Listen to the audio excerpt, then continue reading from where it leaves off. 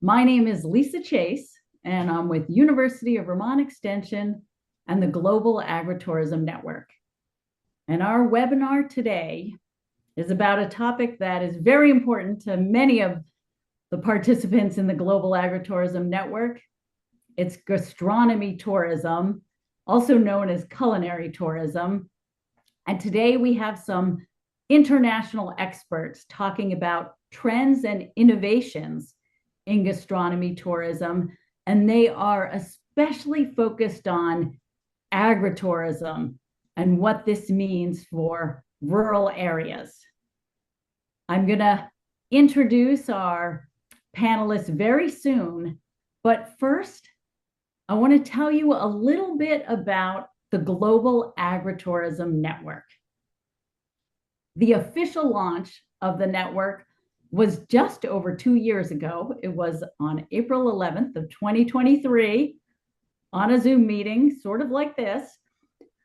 And in just over 2 years, we have grown to over 1,000 members from more than 100 countries. I think it was 106 countries last time I checked. It is currently free to be a part of the Global Agritourism Network. So if you are interested in learning more, please click on that QR code or check out our website. And for me, one of the best things about the Global Agritourism Network is that it welcomes everyone working in agritourism. So whether you're a farmer, a researcher, you work in tourism, you're an agricultural service provider, an applied researcher like me, everyone is welcome to join the Global Agritourism Network. And that mixing of people with different perspectives and different professions has been so important for the growth and effectiveness of the Global Agritourism Network. So one of the things that we often do when we get together is find out who's in the room with us. And I can already see some responses coming in. I will share what people are clicking off very soon. So I want to invite you to describe yourself by this poll, and feel free. I know many people wear many hats. You might be a farmer and also work in tourism, or also be a researcher. So click as many boxes as you want. And then when you're done describing yourself in the poll, take a minute to introduce yourself in chat. And be sure to select everyone if you're willing to share who you are with everyone, not just hosts and panelists. I think the default is that just the hosts and panelists like me get to see who's here. But one of the best things about these webinars is we bring together people from all over the world working in all parts of agritourism. So take a moment to type into chat. Let us know who you are, where you're located, and how you're working with agritourism. I have the privilege of getting to look at the registration list, which for confidentiality reasons, I certainly can't share it with everyone, but we had around 300 registrants from all over the world, some with incredible expertise in agritourism.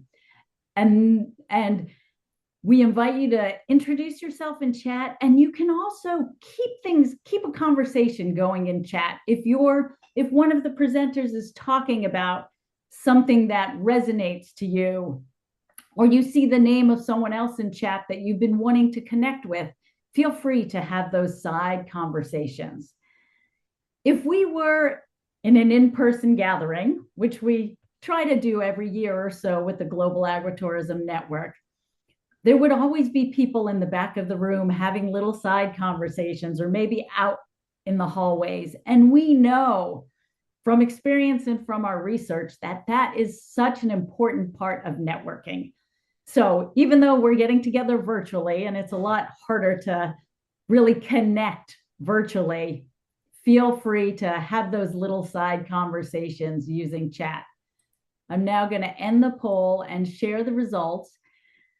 And hopefully you can all see in your screen that, let's see, we are about, looks like the highest percentage is researcher at 26%, which is not surprising for this somewhat research-heavy presentation today, but it's followed closely behind by tourism professional at 24% and farmer and rancher, the growers, the heart of agritourism, at 21%.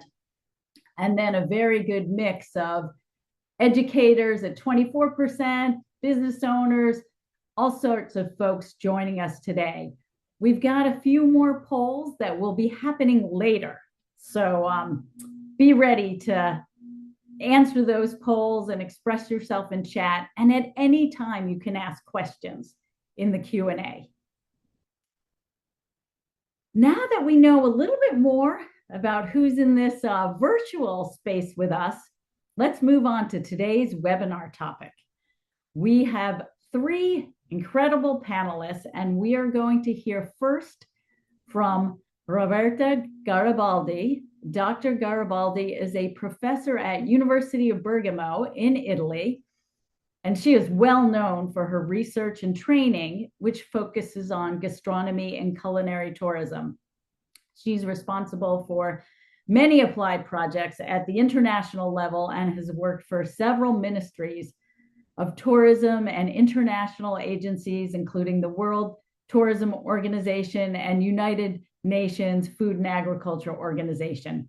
She's currently the president of the Italian Association of Gastronomy Tourism, and she is the primary author of the annual report on gastronomy tourism in Italy.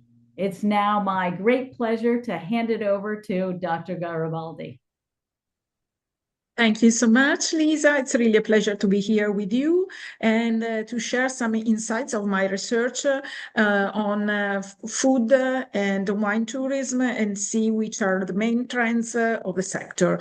And so I show you my slides here, just a moment.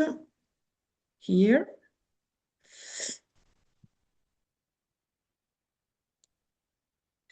And so at first, the first point that we want to underline is an experience to be lived on every trip. Yes, we are in a moment where gastronomy and wine and beverage are so important for all the tourists around the world. I want to show you some data from a European Travel Commission, and we can see here which are the main travelers' interest of the European tourists, why the overseas travelers interest in Europe. So we can see about Australia, Brazil, Canada, China, Japan, and so on. And we can see at first place, cultural and heritage exploration, and second place, culinary discoveries. 35% of the tourists want to live this kind of experiences.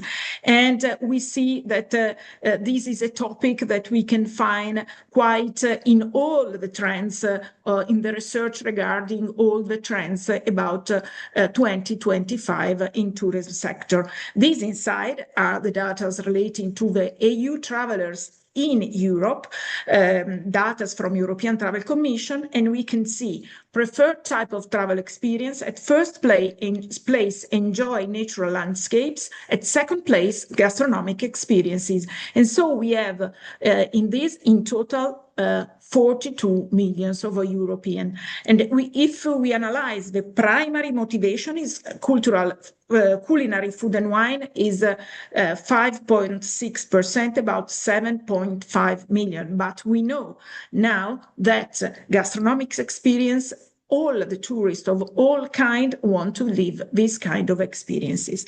And we are happy to be in Italy, that is in one of the most popular destinations for a gastronomic holiday. And so every year we publish a report on its now we are 10 years into 2026 is 10 years that we do this kind of research, and we do it with the same methodology. And so we have a very long series of data that we can analyze to see what is happening around the world. And here for example, we can see some data about German, UK, US, and Italian tourists related to which kind of experiences do they want to live and lived while they come to Italy in the past 3 years. And so you can see culinary experiences, visit to farms, active experiences, food and wine tours, and other gastronomic activities. And you can see here the data and the difference between the countries.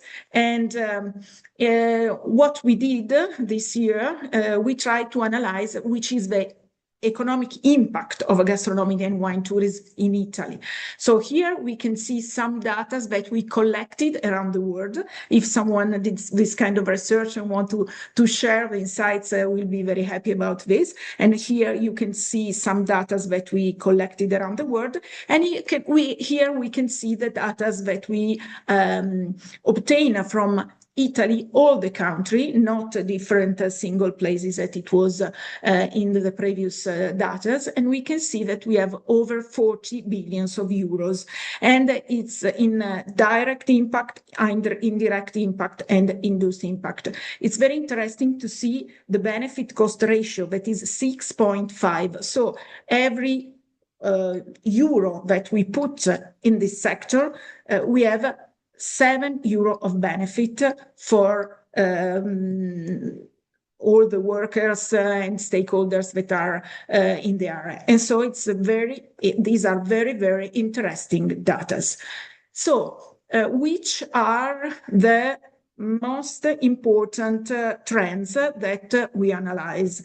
The first you can see here, I show you the growth of rural and inland destinations. That can be something that go against over tourism, that we saw so many press speaking about this topic this summer and the previous summer too. But before going in deep, I'd be happy to listen to your feelings about this. And so I ask to Lisa to start with the poll. Which elements most attract you to gastronomy tourism? This is the first answer that we give to you. Authenticity, well-being and relaxation, sustainability, premium experiences, or other. Oh, yes, and we can see the first data, so we can see authenticity. And this is what we have from our research too, and later I will show you some details about this and some data about this, going deep on our research. Great. We can see the second question. What do you think are the main drivers for choosing a rural gastronomy destination? Quality of food and wine, beauty of a landscape, connection with local people, events and cultural activities, or other. Now we can see. And here we have at first place, connection with local people. That is so important in facing over tourism. And the second place, quality of food and wine, and then beauty of a landscape, and then events and cultural activities. Great, fantastic. And we can see the last one.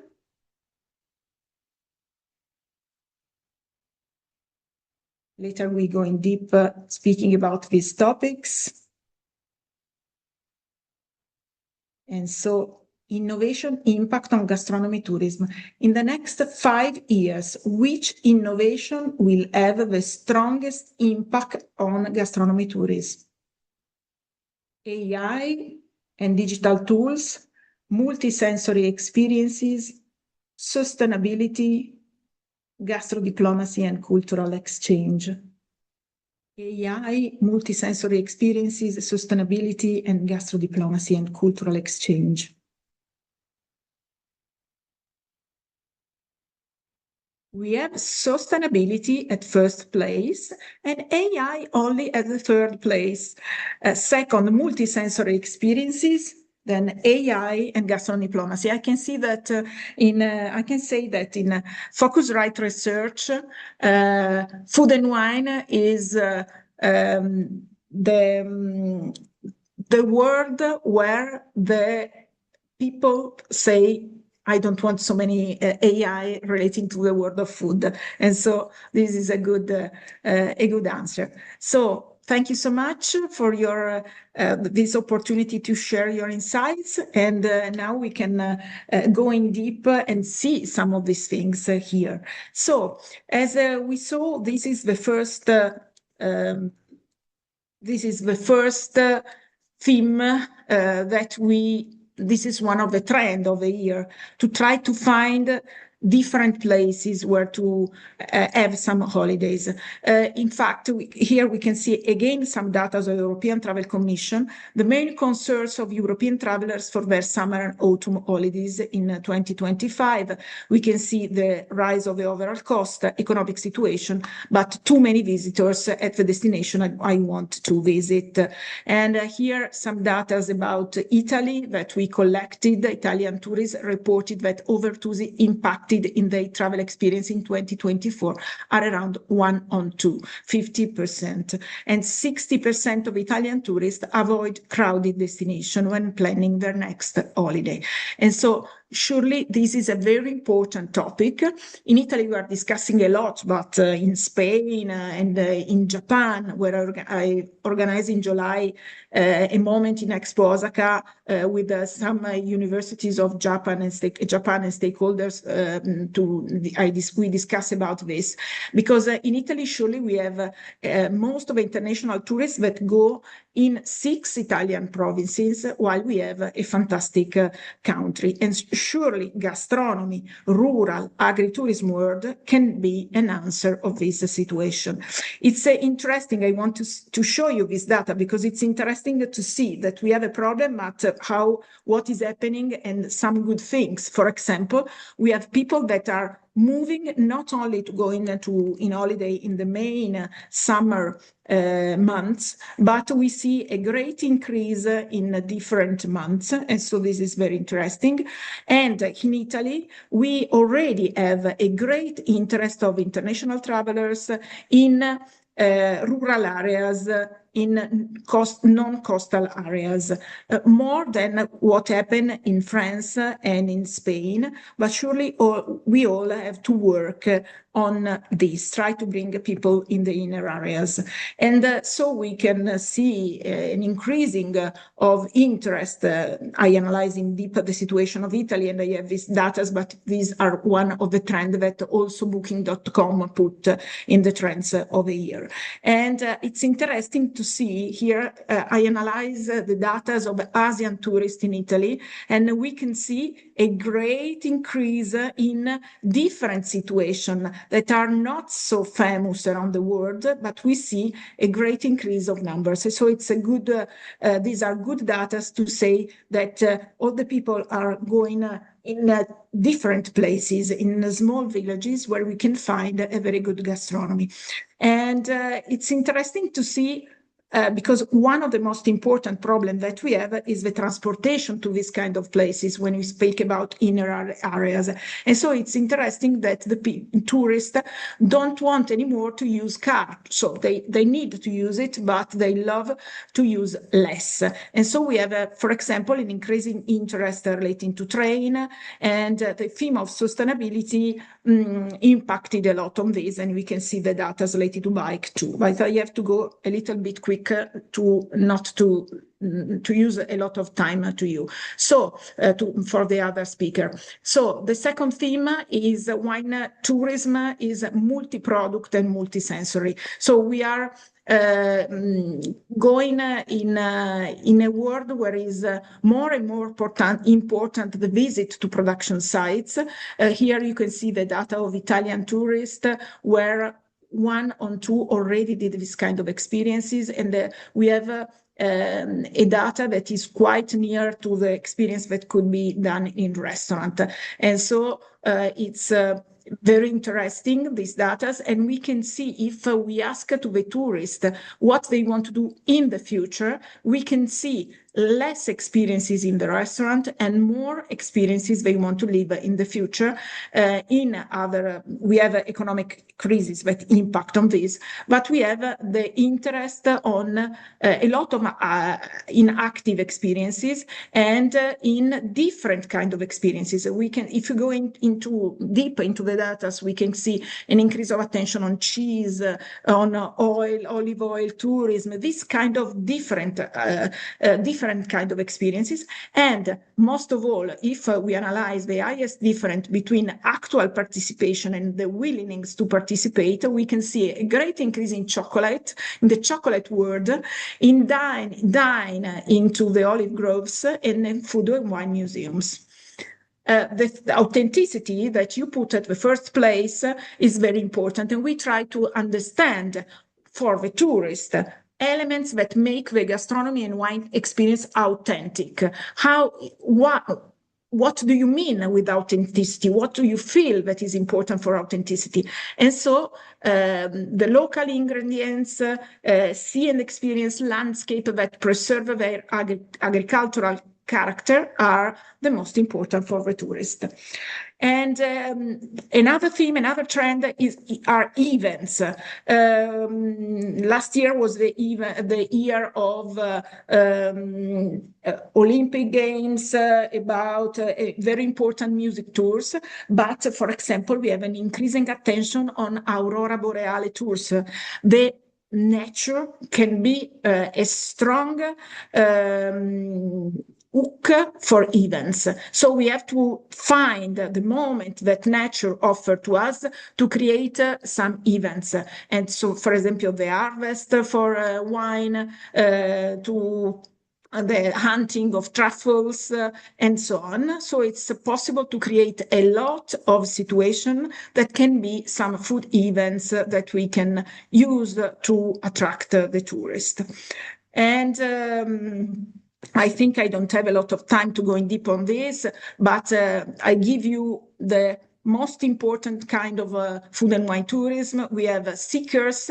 They travel to seek new experiences. A lot of people want to live new experiences. They are around 42%. We have 23% of social travelers. They want to enjoy themselves with food and wine, and less than half are under 35. So people that are more high in age want to live this kind of experiences. 19% cultural connoisseurs, and 12% soulful wanderers, and luxury theme is around 12%. So it's another trend is the landscape. It's we saw the data of the European Travel Commission that the landscape is at the first place. We can see here data around for Germany, UK, and US, the importance of the beauty and integrity of rural landscape when they choose a travel destination. So for them, it's the first place. And here we can see data about Italian tourists. So the landscape is so important. And so great initiatives like the GIAS are very, very important. And otherwise, sustainability that drive the traveler's choices. And I want to underline how is important the environmental sustainability, but the data tell us that for the tourist is very, very important the social sustainability too. You can see here a lot of data, but if you want, you can have all these data on your PC, downloading for free our report. And so you can go in deep and see a lot of good example as this one, for example, Frescobaldi Winery, that is, they do wine in a island that is a penal colony, for example. Another trend is that the restaurant is now served as an ambassador for the territory. And so we can see an increasing attention on food and wine team to tell, and in agritourism too. And a very quick passage on social media and communication. And here I think that you can see these data in the report. And we have some differences between the countries that could be important to know when you have to organize your communication in the different countries. And you can see surely a big difference between the ages. So you can see the relevance, for example, Instagram from 18 to 24 years, 70%, and you can see 55-64 is only 19%. So these data are very, very important. Is the growing one of the trend of the year is the increasing importance of set jetting, and then the communication that is possible to do through television. And for example, this is White Lotus that put Sicily and Etna region at the interest of all the world. And now we can see in the data that we collected around the world that Etna now is one of the 3 most important desired destinations for international wine tourism traveler, with Chianti and Montepulciano. So this is an example, but we have a lot of them. So set jetting is really important. So I close the trends with AI. Is necessary surely to speak about this, because we'll have a fully different customer journey in the future relating to the introduction to AI. And so these that are the traditional booking channels will change dramatically. And so it's very important to be catch by the AI system, because now we have here we can see some example of using, and then I'll go to show you some of the tools that in the future we use more and more to define our journey in a destination. And so here we can see some different possibility to use AI. In this case, we can use with the menu to show to international travelers what they eat.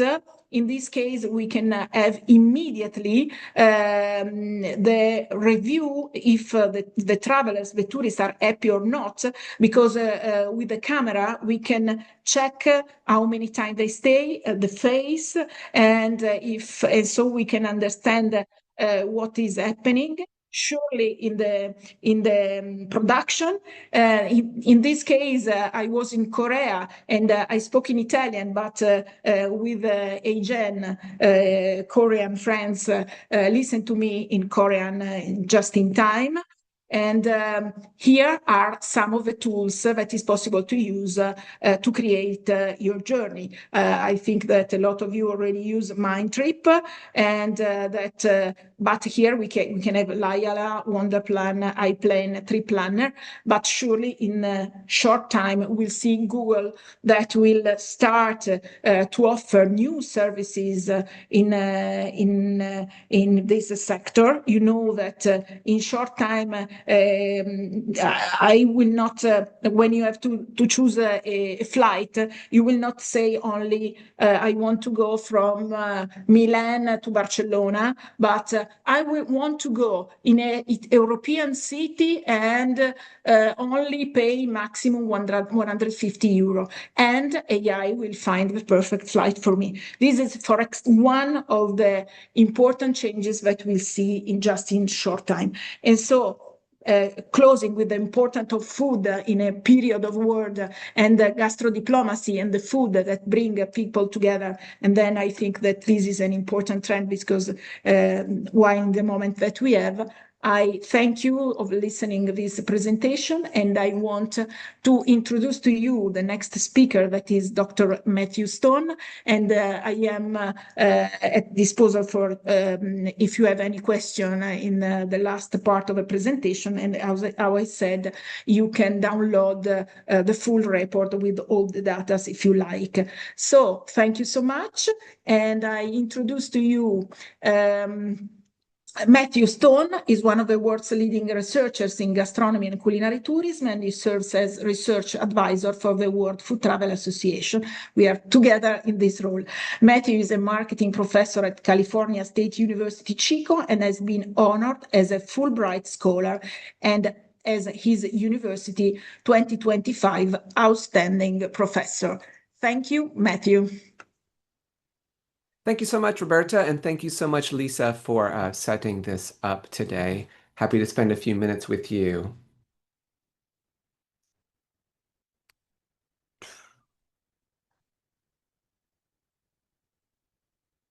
Wonderful. All right. I am a professor of marketing, so I'll give you some insights from a marketing perspective here today.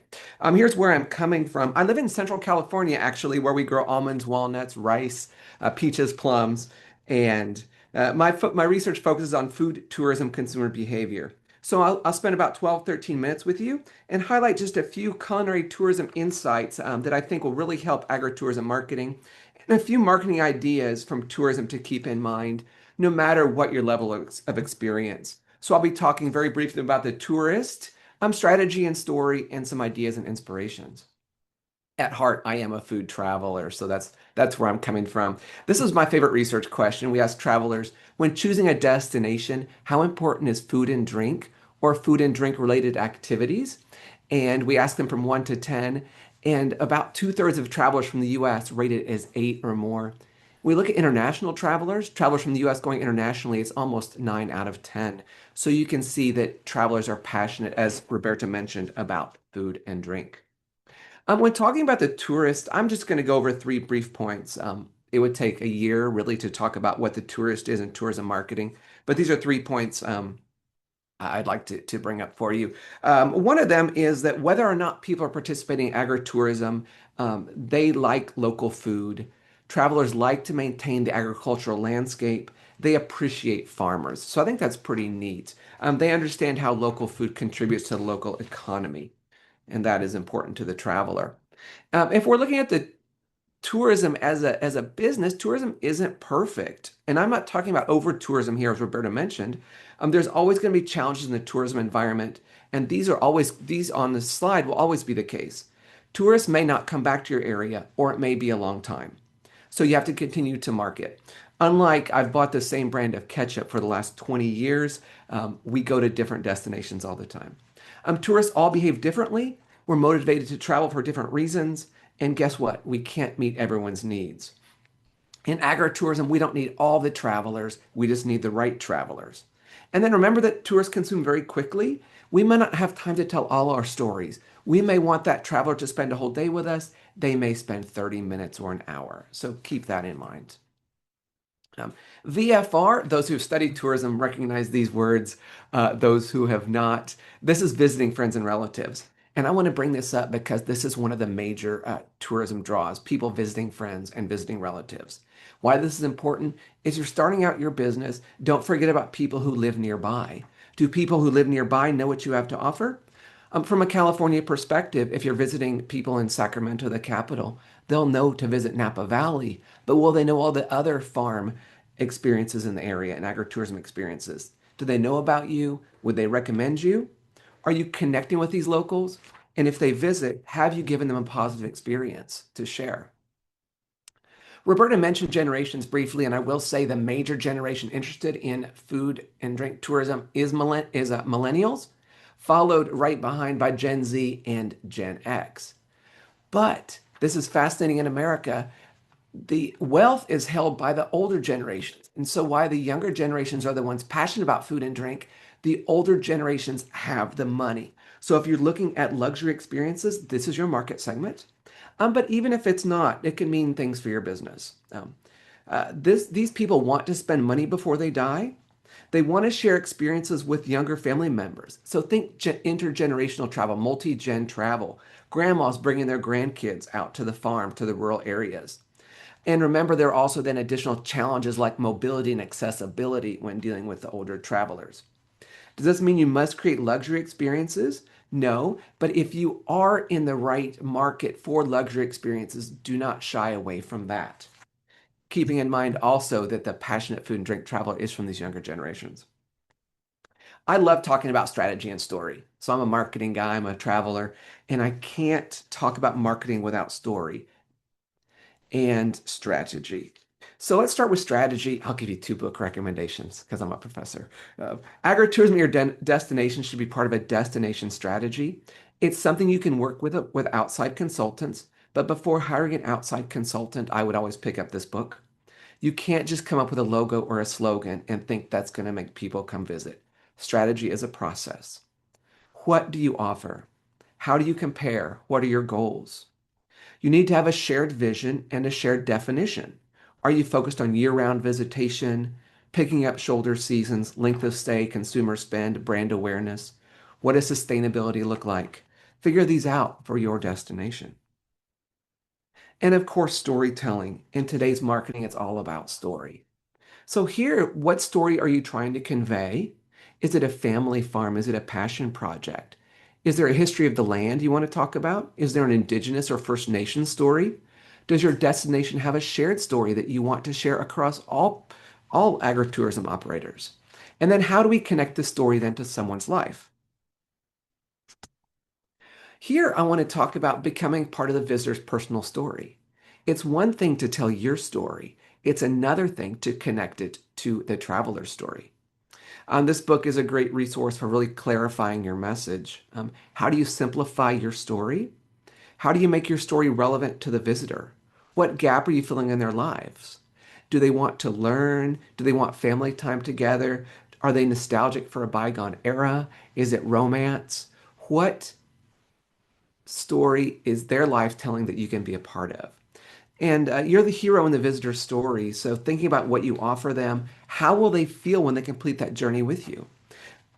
What memories will you create? And so this book will help you tell the visitor story a little bit.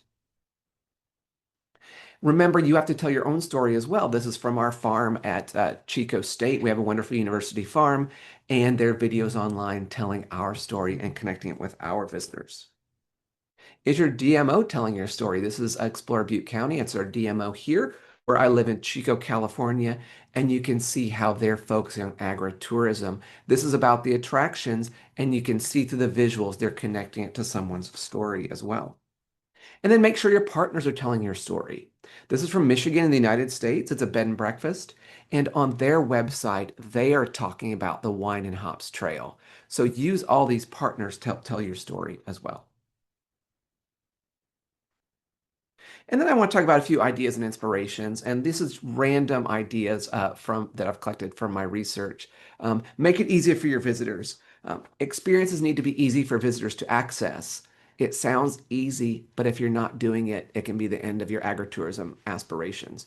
Are your hours consistent? Are your websites updated? Is there signage to your farm? Is the farm welcoming? Or I have gone on a farm tour here in Chico where I spent 10 minutes wandering around looking for the entrance and I left, right?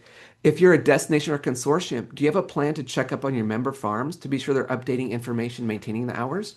For example, this is all the experiences available at our Chico State Farm, and you see how it's easy for the visitor to access. I want to focus on benefits, not just attractions. I talked about marketing the story. Experiences are important, but think about what they mean to the visitor. Do you want to leave the city, spend family time together, have a romantic weekend? So as you're designing what attractions you have for the traveler, think about the takeaways, what the traveler gets out of that, their well-being in life. I've done research recently on multi-day food tours, and 57% of American travelers who travel internationally are interested in a multi-day food tour. Now, I'll be honest, this is not for every traveler or every destination, but if you are a destination with a lot of attractions, including cities in there, think about this. What other destinations, tour operators, regions you can work with? incorporating farm stays, dinners, and connections with locals into this. This is an emerging trend in food tourism. We've gone from enjoying food when we travel to taking trips based solely on food and drink. We asked people what they would want on this multi-day food tour. If we start at the bottom, they want to visit farms and orchards. Moving up, they want to visit farmers markets, food markets. But the number one thing they want is connecting with locals, and that was fascinating to us. So travelers want connections. Let's figure out how we can connect them with us. People are what will set your destination apart. Travelers are going to go home talking about the people they met. So how can you help make these connections? Is it through farm dinners? Are they going to talk to the owners of the farms? Be sure you know what message you're telling, because the locals are going to tell a message also. Food halls are becoming popular. We're seeing these pop up everywhere from Milwaukee to Lithuania. Typically, they're just a bunch of restaurants under one roof. Often there's no connection to food culture. This example from Amsterdam, I see a Mexican restaurant, an Italian restaurant, but this is a way that locals will connect with tourists. So by getting in on this trend, what we're seeing is foodies are going to these places, and we can say, hey, are there retail stores that they can purchase our local food and drink products? Are they using local food and drink, beverage, sauces, pickles in their stores? And then can we use this as a way to educate visitors about agritourism experiences? How can people leave this food hall having learned about local food and drink agritourism experiences? Farmers markets are nothing new. 32% of visitors have visited a farmer's market on a recent trip. It's a great way to introduce visitors to the landscape, but so many people just do it as a standalone activity. A visitor may go to the farmer's market and never explore the agritourism experiences.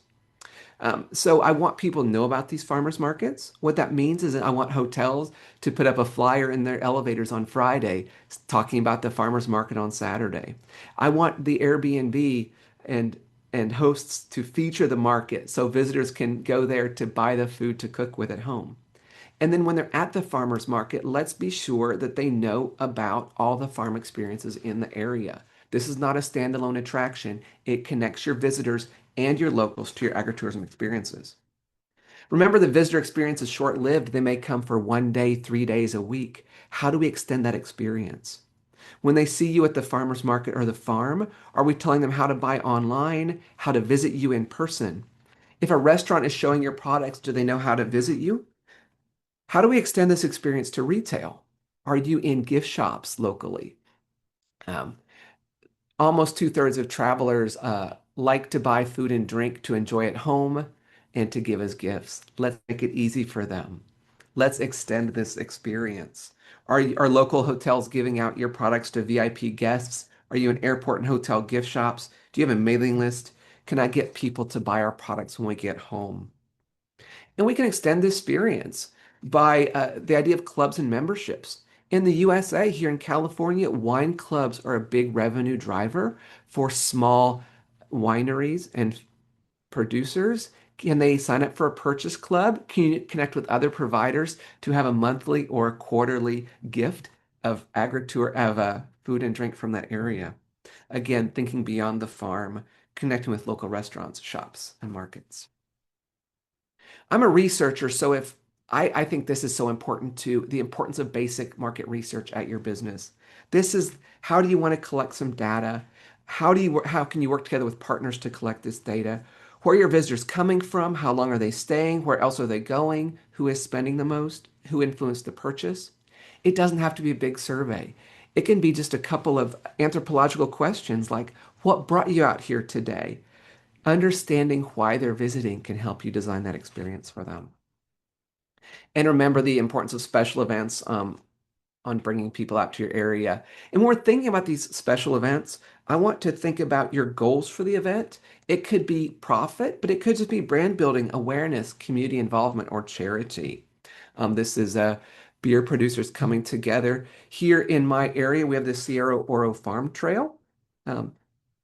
This is if you have a farm or a consortium, this can be a showcase dinner to introduce your presence to foodies in the area or to expand it beyond your area. They do a farm to fork dinner on the farm every year. You could do one in the downtown area. This is Oroville, which is near Chico, California, a farm to table dinner in the city. Or it could be a signature event such as this one in downtown Sacramento. This is the event of the year. I can't get tickets to this, but it's the bridge in the center of the city where they have a huge dinner every year.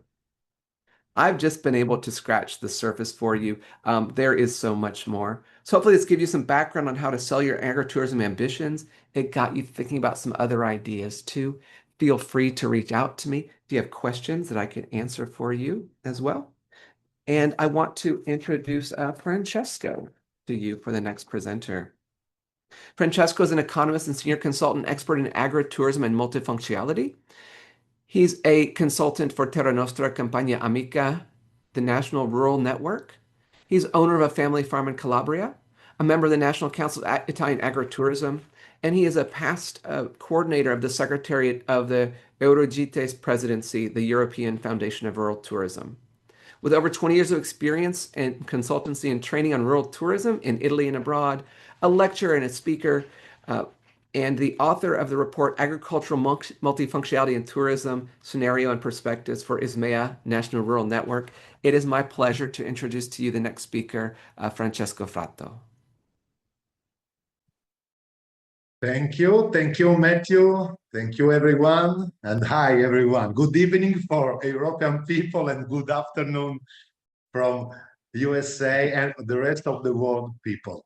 I will speak in Italian, and we try an experiment with the English subtitle.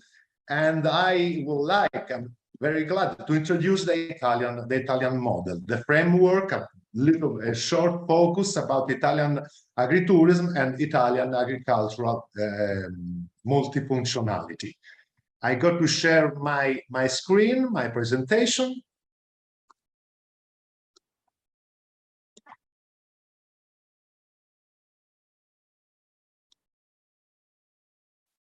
Voilà. And so rappresenteremo dunque, continuo in italiano, un po' il modello italiano attraverso i principi legislativi che hanno favorito la nascita, lo sviluppo, la diffusione dell'agriturismo e dell'agricoltura multifunzionale attraverso delle attività agricole connesse. Vedremo molto velocemente che cosa si intende per attività agricole connesse e quali sono.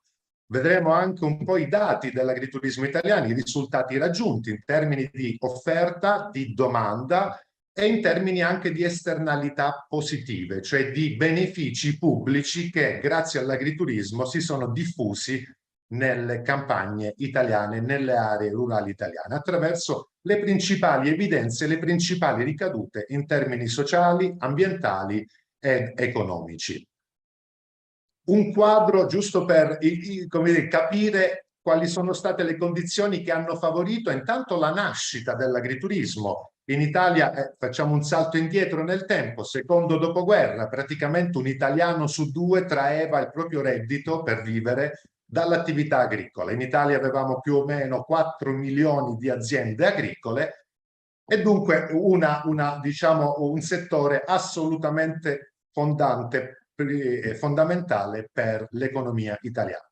Succederà poi con la rivoluzione, subito dopo la seconda guerra mondiale e con lo sviluppo della meccanizzazione in agricoltura, abbiamo un fenomeno di perdita di suolo agricolo.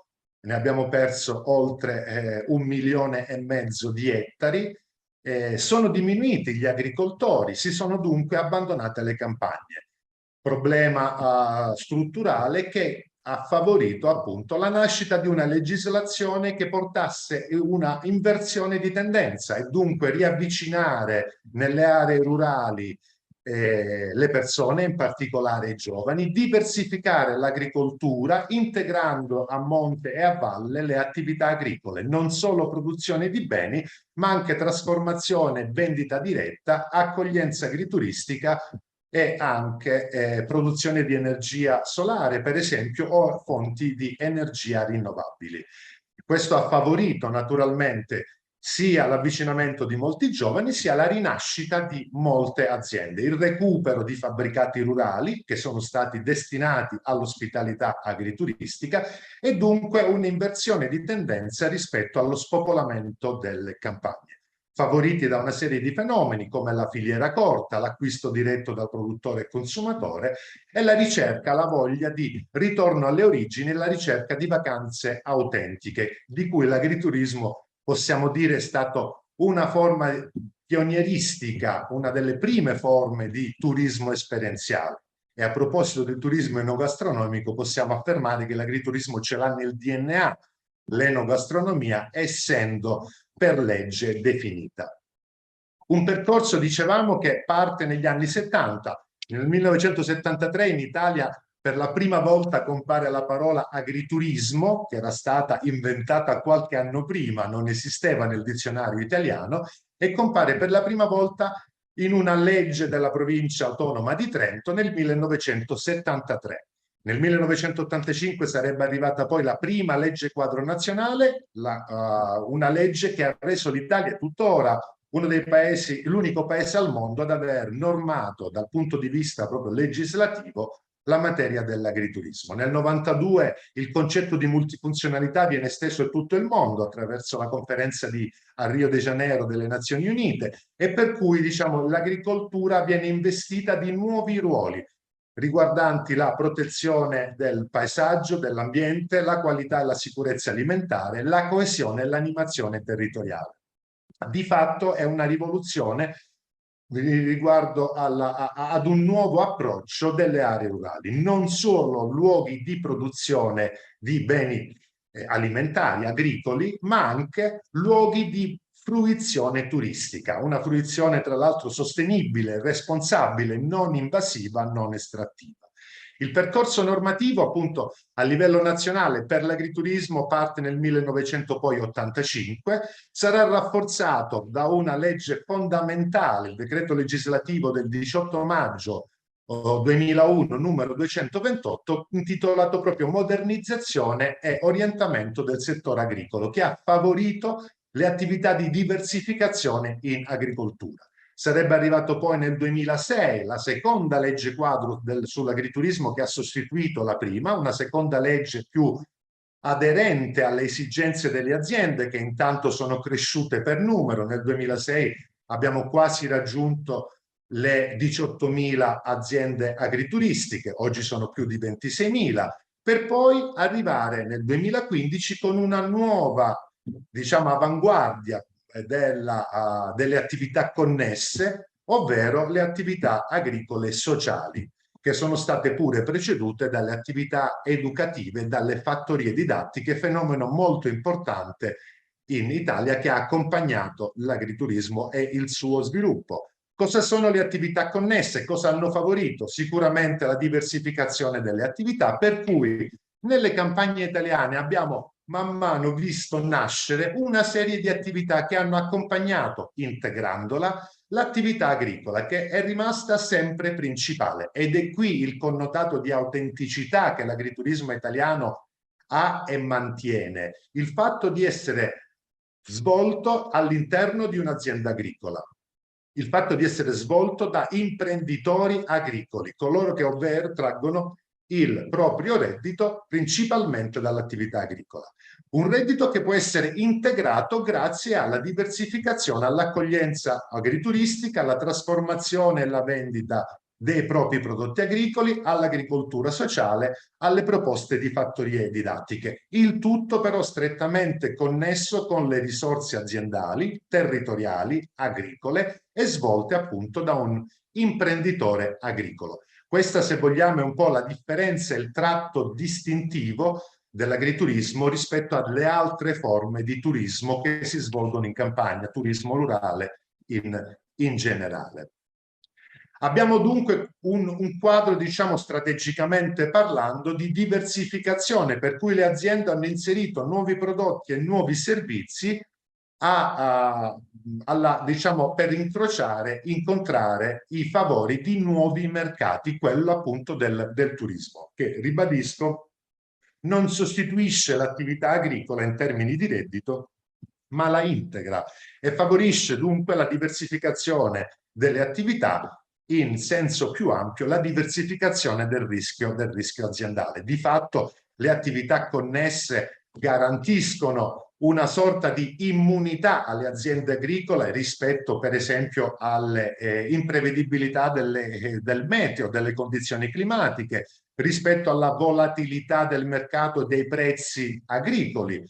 I servizi introdotti dalle attività connesse hanno permesso dunque alle aziende di sviluppare 3 linee strategiche: approfondimento, allargamento e inserimento sostanzialmente nelle dinamiche economiche e sociali dei territori, attraverso funzioni diverse e integrative rispetto a quella agricola, che, ripeto, come condizione oggettiva deve restare principale. Dunque, forme di diversificazione che hanno 3 principali direttrici: deepening, broadening e regrounding, e sono manifestate attraverso lo sviluppo dell'agricoltura biologica, della filiera corta, di sistemi di certificazione e di denominazione d'origine delle produzioni agricole, attraverso nuove funzioni per i territori, la manutenzione del verde, la manutenzione del territorio, la pulizia delle strade, la produzione di agroenergie, energie pulite, energie rinnovabili, l'accoglienza agrituristica, la vendita di esperienze legate alle filiere agricole. Oggi si sta molto sviluppando in Italia l'enoturismo, il turismo dell'olio d'oliva, il turismo della birra, il turismo legato alla pesca, il turismo legato ai boschi, alla raccolta dei funghi o dei tartufi, diverse forme di turismo che si incrociano con le filiere agricole, integrando e favorendo in questo modo una manutenzione sociale, intendo, oltre che economica, dei territori, e favoriscono la rigenerazione delle risorse agricole ma anche sociali, appunto determinando la permanenza soprattutto di giovani e donne nelle aree rurali. Ne vedremo poi qualche evidenza numerica.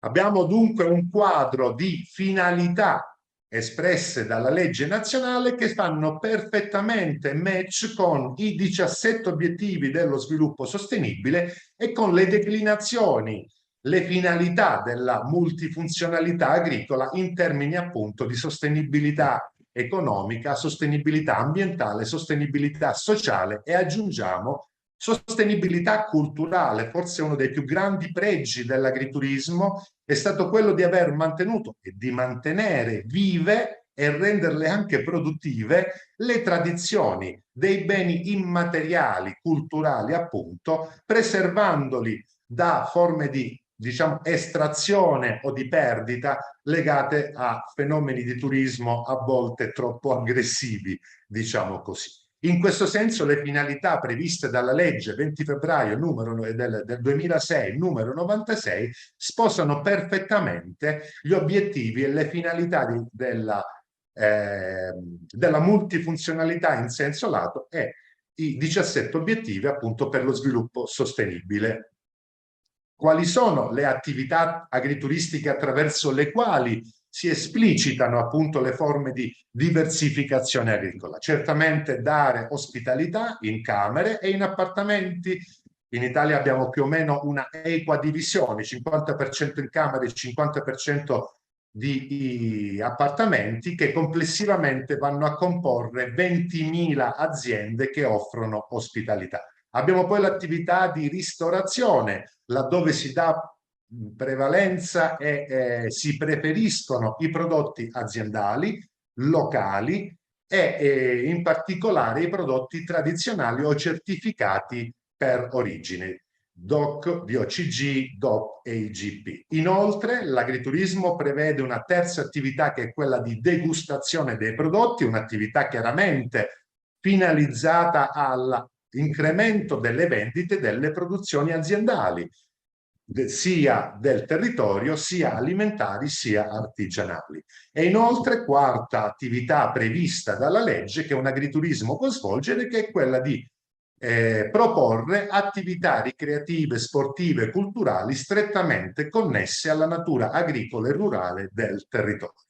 E quindi passeggiate a cavallo, corsi di cucina, corsi di degustazione o assaggio dell'olio, del vino, della birra agricola, rispetto alle quali, tra l'altro, la legislazione italiana ha nel corso degli anni, e specialmente negli ultimi anni post-Covid, rafforzato e specificato appunto le attività ex legge.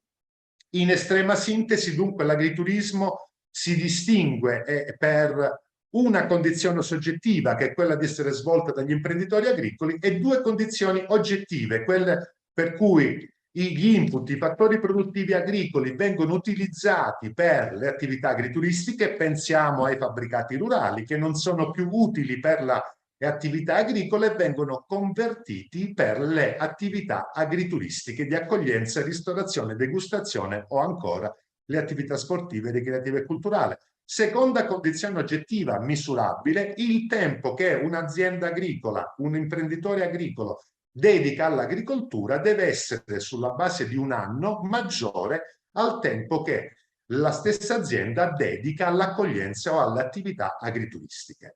La struttura normativa ha una gerarchia, la legge nazionale che dà le linee guida alle leggi regionali, sono poi le leggi regionali che dovranno essere rispettate dalle aziende. Abbiamo delle normative di igiene e pubblica sicurezza di carattere nazionale, così come di carattere nazionale sono le leggi di tipo fiscale e, appunto, dicevo prima, di igiene e pubblica sicurezza. Sostanzialmente le caratteristiche attraverso cui l'agriturismo si è sviluppato nel corso degli anni sono sostanzialmente queste in estrema sintesi. Uno sviluppo che vediamo in un modello molto semplificato della realtà, raccordando un po' questa premessa di tipo legislativo, e che vogliamo completare anche su un aspetto fenomenologico. Quindi il genotipo dell'agriturismo è certamente agricolo, il che garantisce tuttora, ecco, delle formule autentiche, genuine, sincere di turismo. Il fenotipo, appunto, turistico rimane radicato all'agricoltura e dall'agricoltura tra gli elementi di autenticità, quegli elementi e quei benefici esperienziali che oggi la domanda cerca. Qual è stato il percorso? Il percorso della multifunzionalità, appunto, attraverso la protezione ambientale, territoriale, la qualità del cibo. Dal punto di vista aziendale abbiamo visto attività di diversificazione orientata alla maggiore competitività, sostenibilità e a forme di innovazione di prodotto e di processo da parte delle aziende, il che è stato favorito appunto da una legislazione molto ricca, come abbiamo visto, molto generosa, nonché dai supporti, dagli aiuti agli investimenti forniti dall'Unione Europea. Nelle aziende, dunque, nel corso degli anni, di un ventennio, dalla fine degli anni 70 ai primi anni 2000, abbiamo visto rapidamente nascere molte attività: trasformazione, accoglienza, appunto, corsi di cavalli, di equitazione, di cucina, didattica, osservazione naturalistica. Abbiamo visto la diversificazione delle colture. Le aziende da monocolturali si sono trasformate in aziende con più colture per poter fornire la produzione e la vendita dei prodotti agricoli, nonché la ristorazione agrituristica. Abbiamo visto entrare giovani e dunque di riposizionare e differenziare l'offerta agricola italiana.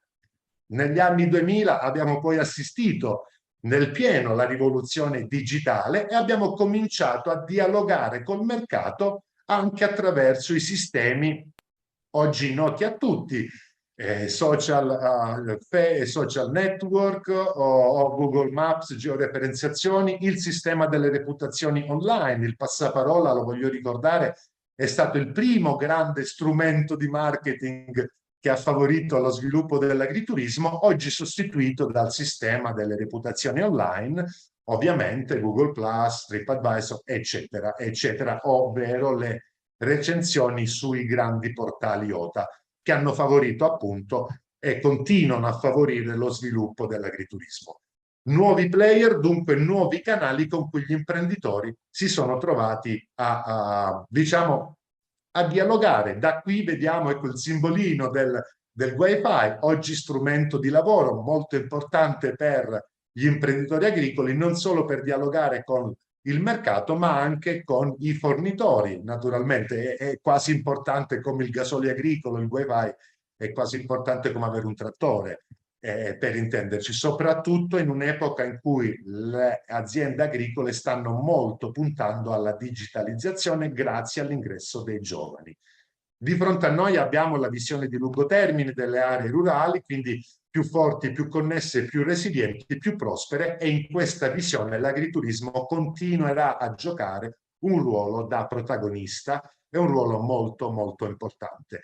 Come si è sviluppato? Ecco, gli anni, diciamo, degli anni 80 e gli anni 90, cosa hanno visto? I primi anni 2000, l'agriturismo ha avuto i favori di una grande attenzione da parte sia del governo, ma prima ancora delle organizzazioni di rappresentanza, le organizzazioni agricole che già dalla fine degli anni 60 hanno cominciato, appunto nascendo e fondando le associazioni agrituristiche, a spingere il fenomeno, a creare sensibilità politica, culturale, sociale e poi economica, a preparare, a formare gli imprenditori agricoli al turismo, a favorirli dal punto di vista della tutela sindacale, a favorirli dal punto di vista della formazione, per esempio sull'utilizzo dei social network, sull'approccio alle novità legislative o sull'approccio, per esempio, ai social network. È stato fondamentale, ecco, l'intervento delle organizzazioni, così come l'intervento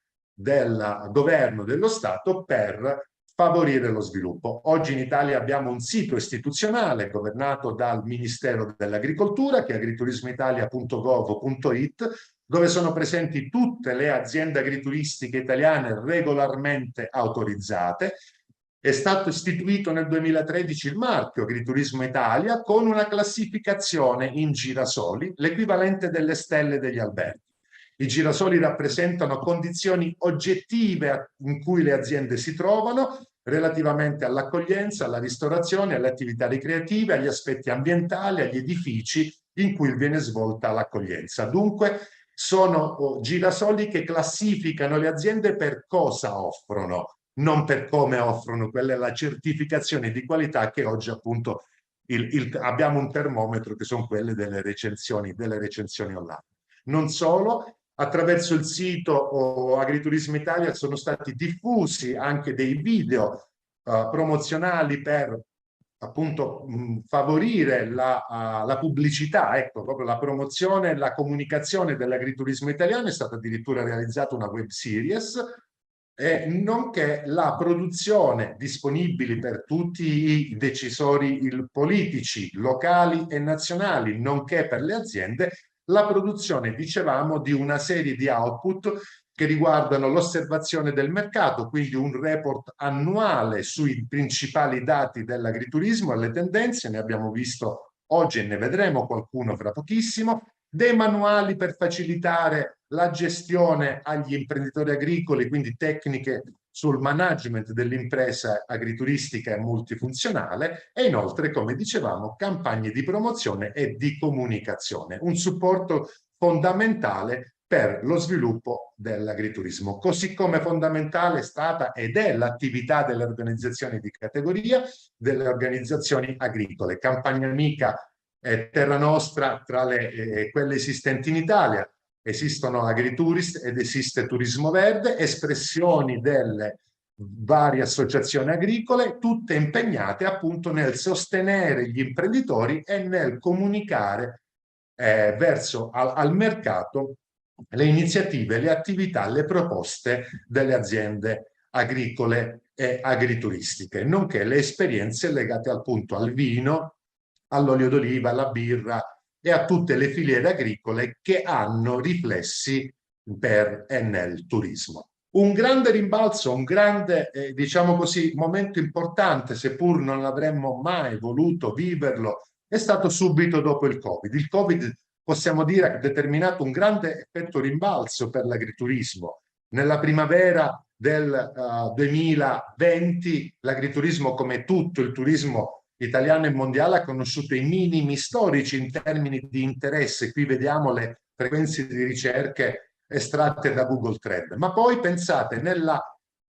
primavera e poi nell'estate del 2020 l'agriturismo ha raggiunto per frequenza di ricerca i picchi mai raggiunti prima nella sua storia. Cioè si è cercato molto l'agriturismo, si è determinato un fenomeno anche di disintermediazione e una delle query più cliccate era agriturismo vicini a me, quindi lo sviluppo del turismo di prossimità. Un dato statistico molto significativo: nell'anno del Covid 2020 gli italiani non sono diminuiti in termini di frequentazione degli agriturismi, c'è stato un calo solo del 2,7%. Naturalmente sono più che dimezzati ovviamente gli arrivi stranieri. Un sistema che oggi ha determinato dell'agricoltura multifunzionale italiana, che oggi determina, fatto da più di 65.000 aziende, vale a dire poco meno del 10%, che pensate contribuiscono però al PIL agricolo italiano per oltre il 20%, quindi meno del 10% delle aziende produce più del 20% del PIL agricolo, complessivamente 15 miliardi di euro. Di questi 2 miliardi derivano dall'agriturismo, 6 dalla vendita diretta, circa 3 dalla produzione di energie rinnovabili. Quindi un ecosistema che sta dando importanti contributi all'economia agricola italiana in senso lato. Un fenomeno, quello dell'agriturismo, che oggi conta oltre 26.000 aziende, cresciuto a un ritmo del 3,4% dal 2004 al 2024. 3,4% anno è stato il tasso di crescita. Abbiamo molto diversificato le attività, la combinazione di ospitalità con le attività ricreative, sportive e culturali supera le 11.000 aziende, la combinazione ospitalità con ristorante le 9.000 aziende, e la combinazione ristorazione con attività ricreative, sportive e culturali proposta da oltre 6.000 aziende. Complessivamente in 15 anni siamo cresciuti del 43%, il che ci ha posto come il primo paese in Europa per volume prodotto dalle attività agricole connesse. Con 15 miliardi rappresentiamo il 30% del volume prodotto in tutta l'Europa.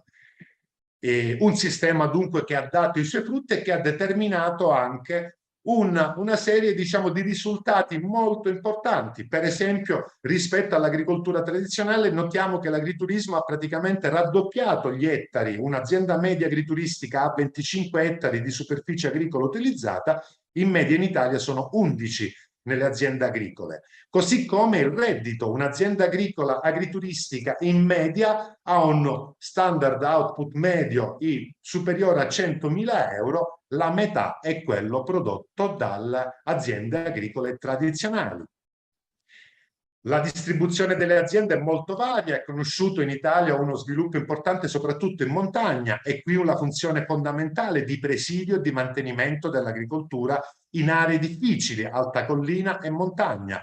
E la distribuzione dell'agriturismo rispecchia un po' la distribuzione dell'agricoltura italiana: 44% delle aziende sono collocate nelle regioni del nord, il resto tra centro e sud, ognuna con una grande varietà di fabbricati rurali. E questa forse è un altro dei segreti dell'agriturismo italiano, quando si parla appunto dell'esperienza, il turismo esperienziale. I trulli, vediamo, simbolo dell'accoglienza pugliese, i bagli, simbolo dell'accoglienza siciliana, i masi e le malghe tipiche del Trentino, o casolari tipiche dell'Umbria, del centro Italia, le corti. Gli esempi sarebbero davvero tanti. Questo ha favorito, dicevamo, il presidio di aree difficili, soggette ad abbandono e a dissesto idrogeologico, quindi c'è anche una funzione ambientale. Inoltre abbiamo un altro primato: l'agriturismo ha già raggiunto e superato l'obiettivo per il 2030 di avere il 30% di superficie biologica. Ecco, l'agriturismo è al 32% dei 600 ettari dell'agriturismo italiano complessivamente. Oltre 300 sono condotti con metodo biologico, la media italiana è del 15%, così come 26 aziende su 100, agrituristiche intendiamo, sono certificate biologiche. Altro aspetto riguardo poi, andiamo a concludere, sulla animazione e la valorizzazione delle tradizioni locali e dei territori rurali. Abbiamo fatturato complessivamente in 15 anni circa 16 miliardi di euro, 16 miliardi che sono stati distribuiti appunto nelle campagne italiane attraverso l'accoglienza di oltre 40 milioni di turisti e 160 milioni di presenze. Oggi abbiamo una quota di circa il 4% dell'intero movimento turistico italiano. Abbiamo un ospite su 2 che proviene dall'estero e un soggiorno medio di 4 giorni.